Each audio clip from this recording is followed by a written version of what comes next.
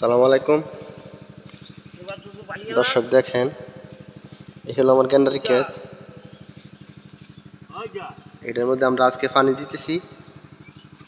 দেখেন কি সুন্দর দেখা যাচ্ছে। এই দিক দিয়ে আমরা কাজ করছি। দেখেন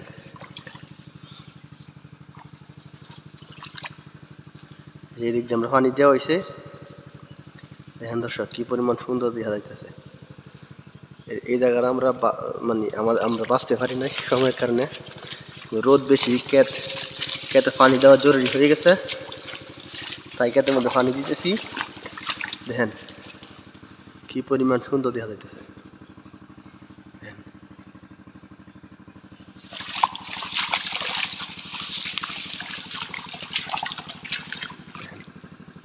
দেখেন দর্শক কি পরিমাণ সুন্দর দেখা যাইতেছে।